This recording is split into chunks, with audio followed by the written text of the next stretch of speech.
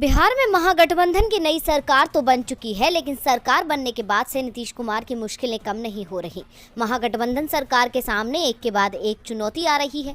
ऐसे में floor test से पहले एक और मुसीबत खड़ी हो गई थी, जिसने बिहार की सियासत में नया घमासान छेड़ दिया था। लेकिन सत्र शुरू होते ही बिहार सरकार को एक राहत भरी खबर मिली।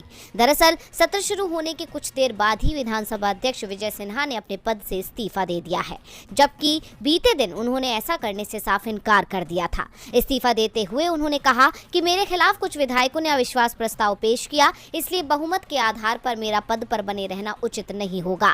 नई सरकार के बनते ही मैं इस्तीफा दे देता, लेकिन कुछ विधायकों ने मेरे खिलाफ अविश्वास प्रस्ताव लाया, जो मुझे ठीक नहीं लगा। मुझे लगा कि बिना अपना पक्ष रखे हुए पद का त्याग करना सही नहीं है।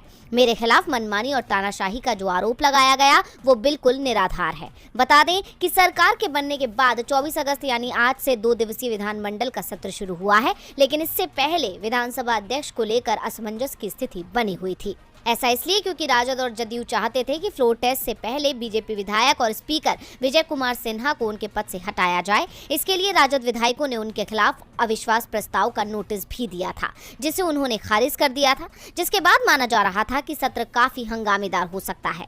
लेकिन इस्तीफा देकर उन्होंने स्थिति को बदल दिया। ऐसा करने के पीछे दावा किया जा रहा है कि विजय सिन्हा जानते थे कि उनका पक्ष कमजोर है, क्योंकि अध्यक्ष के समर्थन में बीजेपी के केवल 76 सदस्य थे, जबकि सत्ता पक्ष के 164 विधायक उनके खिलाफ एकजुट थे।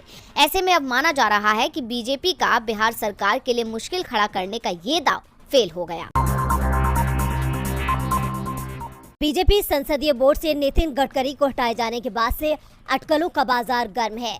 सियासी गलियारों में ये शोर है कि पीएम मोदी ने नितिन गडकरी के साथ बड़ी नाइंसाफी की है और ये नाइंसाफी आने वाले वक्त में पीएम मोदी पर भारी पड़ने वाली है।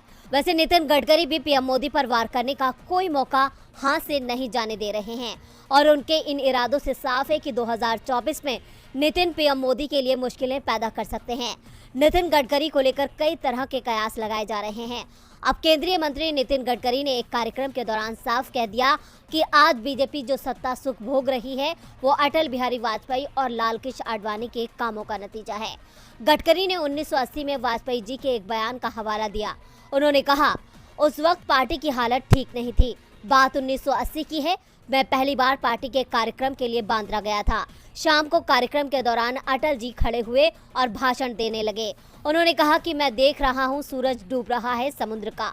अटल जी ने कहा कि अंधेरा छटेगा, सूरज निकलेगा और कमल खिलेगा।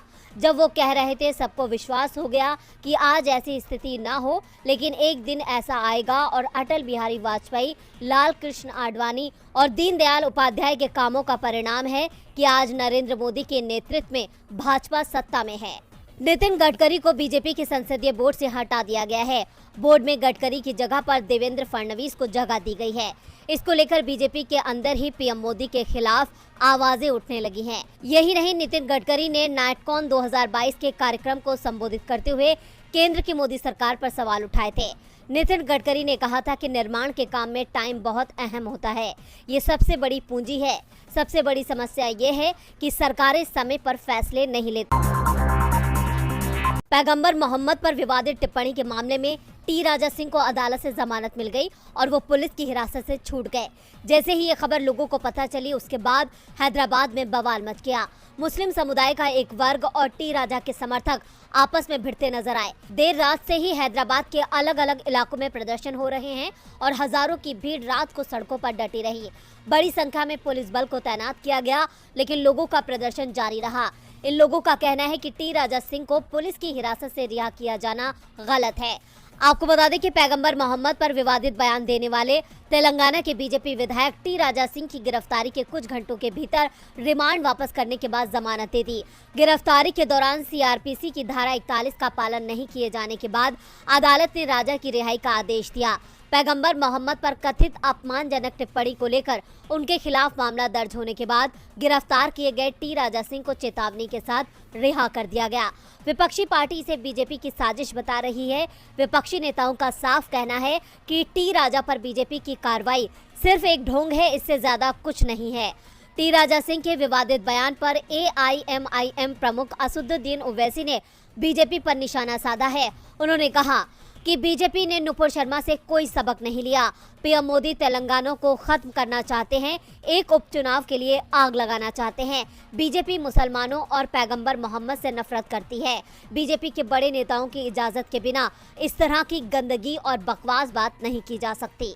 टी राजा अक्सर समाज में जहर फैलाने का काम करते हैं। उनके बयान हमेशा मुसलमानों के खिलाफ नफरत से भरे होते हैं और इस जहरीले आदमी की गिरफ्तारी और फिर रिहाई ने बीजेपी पर सवालिया निशान लगा दिया है।